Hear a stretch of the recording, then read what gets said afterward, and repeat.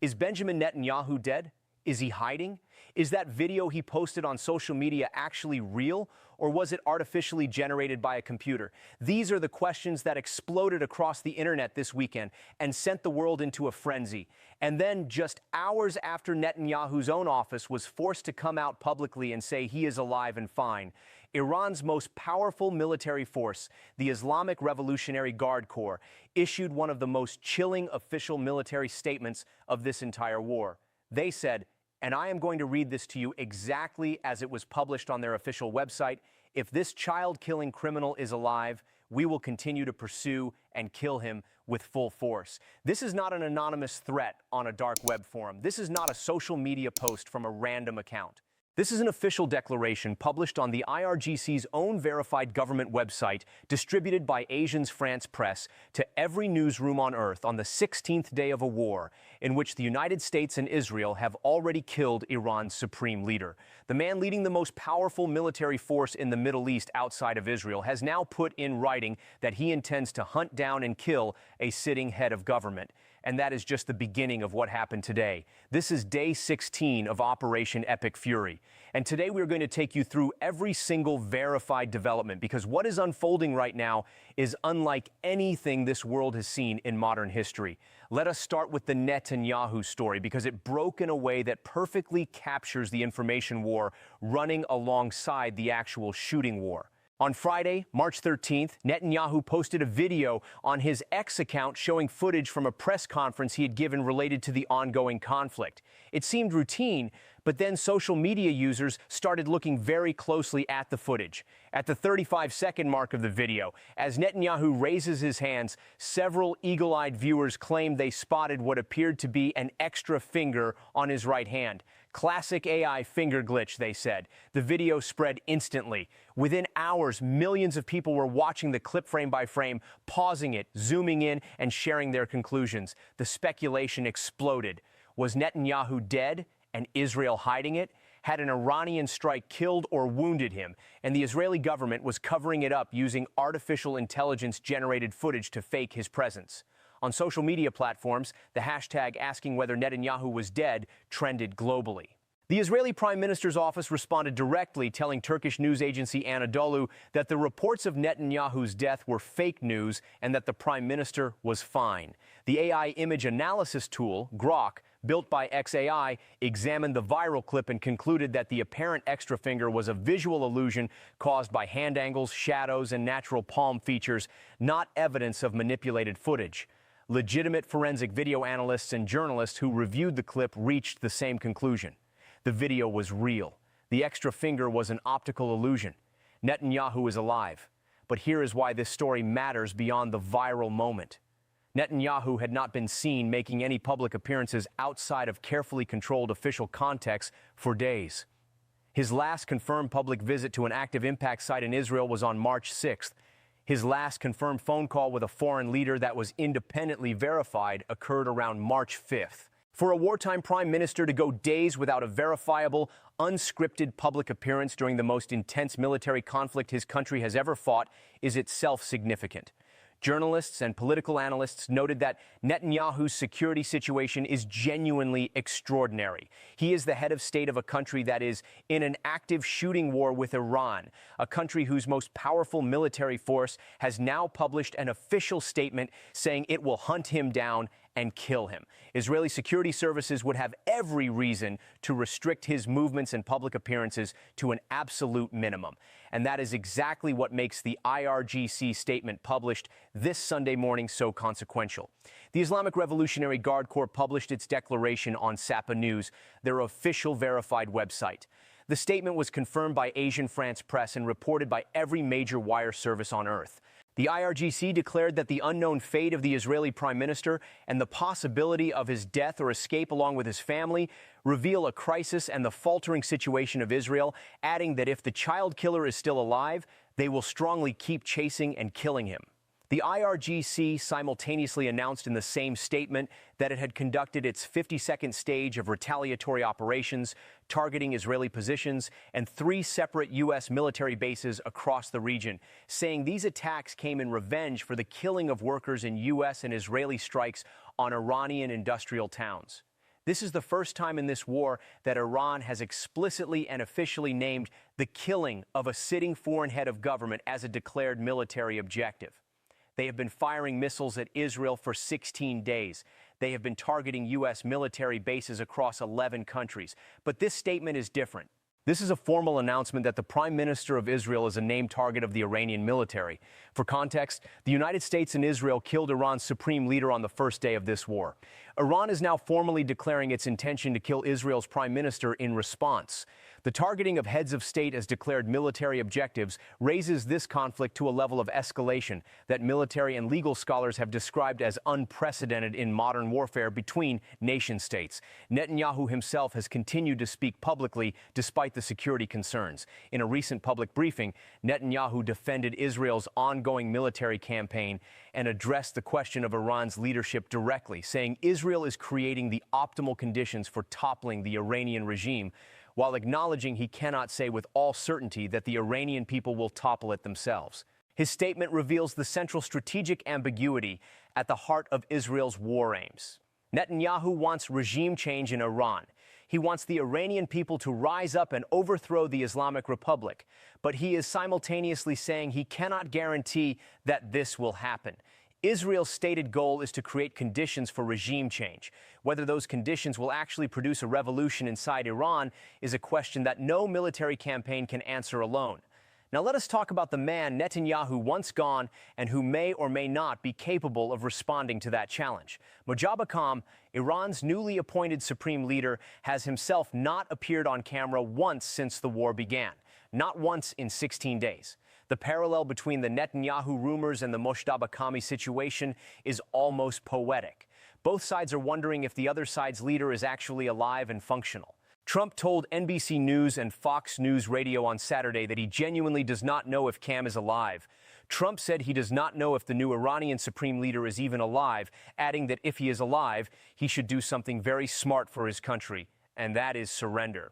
Defense Secretary Pete Hegseth had already said publicly on Friday that Khamenei is wounded and likely disfigured. Vice President J.D. Vance confirmed he is hurt, and the U.S. State Department has offered a $10 million reward for credible information about Kham's location and condition.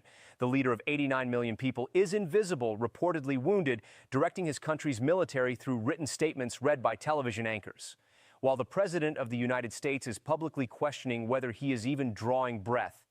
Meanwhile, the war itself escalated dramatically on Sunday as both sides intensified their operations. Iran's IRGC claimed it launched 10 missiles and several drones targeting U.S. forces stationed at the Al Dhafra air base in the United Arab Emirates. Al Dhafra is not a minor installation. It is one of the most important American air bases in the entire Middle East, home to U.S. Air Force assets, French Rafale jets, and Australian Defense Force headquarters. Iran has now struck this single base multiple times since the war began. Loud explosions shook the Corniche, Al Dhafra, and Bateen districts of Abu Dhabi, with smoke rising over the city. The attack caused minor structural damage to base facilities from secondary explosions. The Al Minhad Air Base, operated by the UAE Air Force and the British Royal Air Force, and home to Australian Defence Force Middle East headquarters, was also attacked. The scale of Iran's attacks on the UAE throughout this war has been staggering.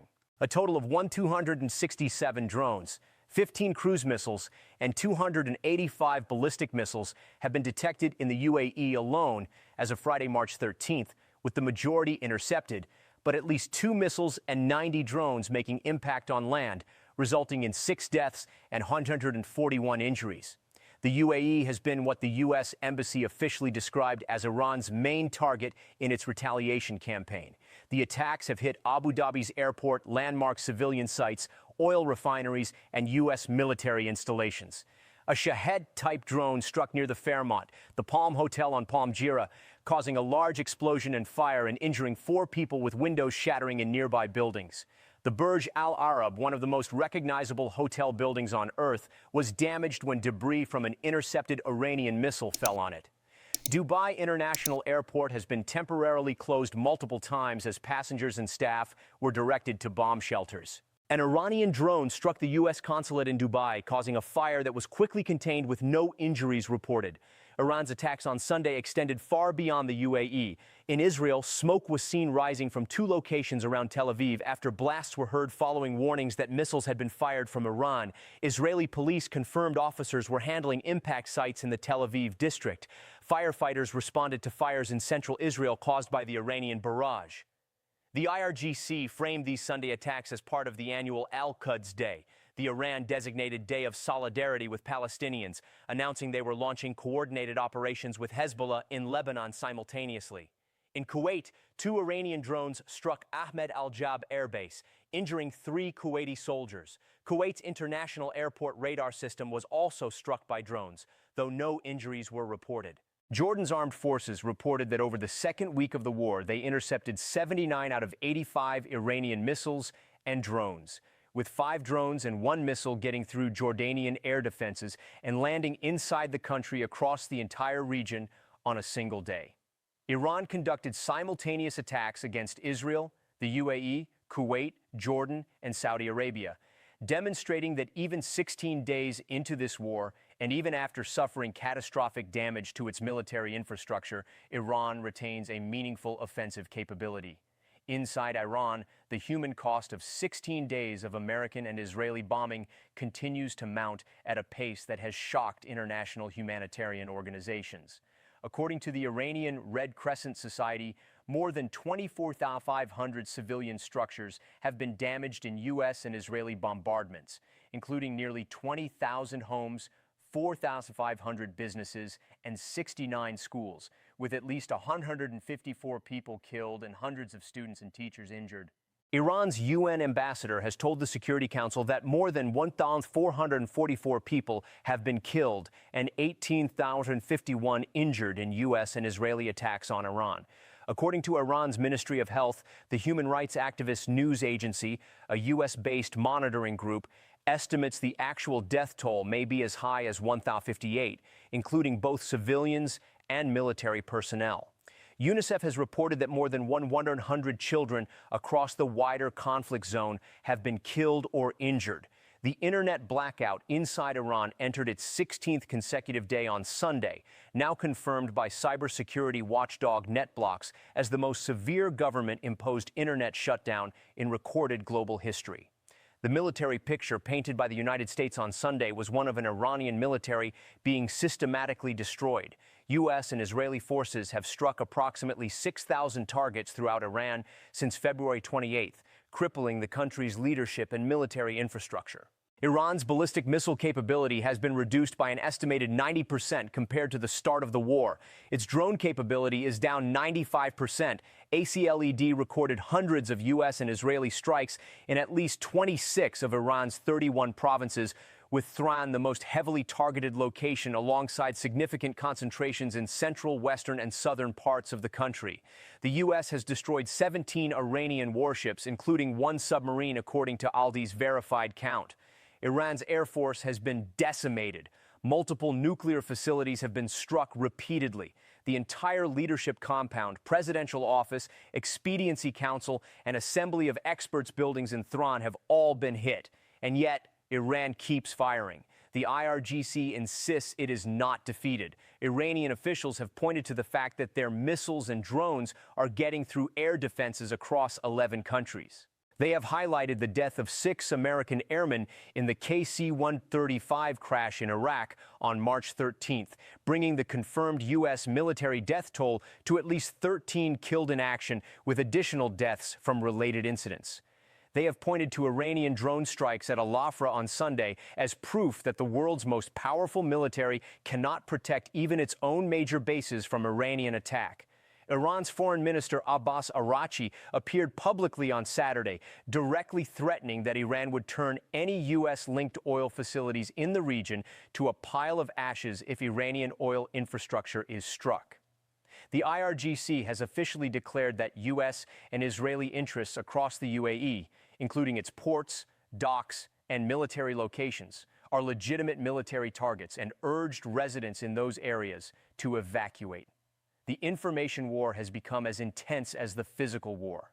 The IRGC accused the United States and Israel on Sunday of conducting a false flag campaign using a rebranded version of Iran's own Shahed 136 drone to deliberately frame Iran and sow discord between Tehran and its neighbors. Iran is claiming that some of the drone strikes attributed to it in Gulf states were actually conducted by the U.S. and Israel using Iranian-esque drones to turn Arab countries against Tehran. These claims are unverified and denied by the U.S. and Israel, but they reveal the depth of the propaganda battle running alongside the military campaign. Both sides are fighting for the narrative as intensely as they are fighting for territory and military advantage. On the diplomatic front, Trump confirmed on Saturday that Iran has signaled it wants to negotiate a deal to end the war, but said the terms being offered are not good enough yet. He said any acceptable terms would have to be very solid. He did not specify what terms Iran had offered or what specific conditions the United States would require to agree to a ceasefire, but his statement that Iran wants to talk is itself significant.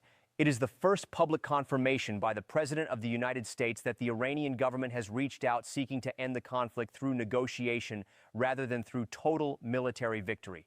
At the same time, Trump on Sunday announced via Truth Social that the United States and Israel have completely decimated Iran and that the conflict is essentially won from a military standpoint.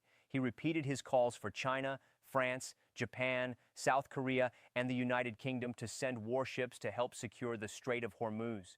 U.S. forces have struck more than 5,000 targets in Iran since the start of the war, with Iran's IRGC saying it has launched attacks on at least 27 U.S. military bases across the Middle East, as well as Israeli military facilities.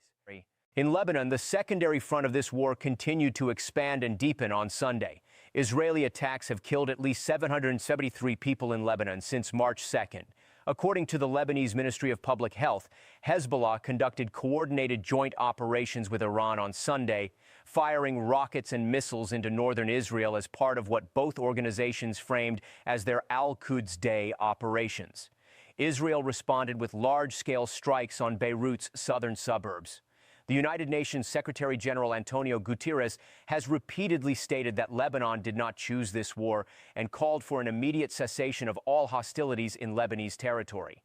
But with Hezbollah continuing its attacks and Israel continuing its strikes, there is no sign of de-escalation on the Lebanese front. The global economic shockwave from this war shows no sign of stabilizing. Brent crude oil futures closed above $100 a barrel for the second consecutive day, having surged more than 40% since the war in Iran began. The International Energy Agency declared this the largest oil supply disruption in global market history. The Strait of Hormuz remains effectively closed to Western-aligned commercial shipping.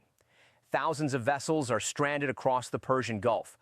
Gas prices across the United States have increased by approximately 50 cents per gallon in just 16 days. G7 finance ministers are holding emergency consultations. Federal Reserve Chair Jerome Powell has warned that the oil price surge threatens to reverse months of progress on inflation reduction and could keep interest rates elevated longer than previously anticipated, slowing economic growth and increasing costs for ordinary American families on everything from groceries to mortgages. So here is the full picture of where this war stands on Sunday, March 15th, 2026, 16 days after it began. The IRGC has officially declared the hunting and killing of a sitting prime minister as a formal military objective. Netanyahu is alive, but the rumors of his death went viral worldwide. Iran's own new supreme leader has not been seen in 16 days, and Trump is publicly questioning whether he is still alive. Iran launched 10 missiles and multiple drones at a major U.S. airbase in the UAE on Sunday. The U.S. and Israel have struck 6,000 targets inside Iran. Iran has struck 27 U.S. military bases across the region. Oil is above $100 a barrel. The Strait of Hormuz is closed. Trump says Iran wants a deal, but the terms are not good enough yet. And both sides are showing every sign of being prepared to continue this war for as long as it takes to get the outcome they want. And now we need to hear from you. Iran has officially put the killing of a sitting prime minister in writing as a declared military goal. Trump is publicly asking if Iran's supreme leader is even alive. Both sides are claiming victory while the missiles keep flying and the oil keeps getting more expensive. So tell us right now in the comments, is this war reaching its breaking point where one side will blink and come to the negotiating table? Or are we watching the beginning of a prolonged conflict that could last months and reshape the entire Middle East forever? And do you think Trump should accept Iran's deal terms, whatever they are, to stop this before it gets even worse? Leave your answer below. Subscribe right now because every single day of this war brings developments that every American needs to understand. And share this video because the truth about what is happening needs to reach as many people as possible.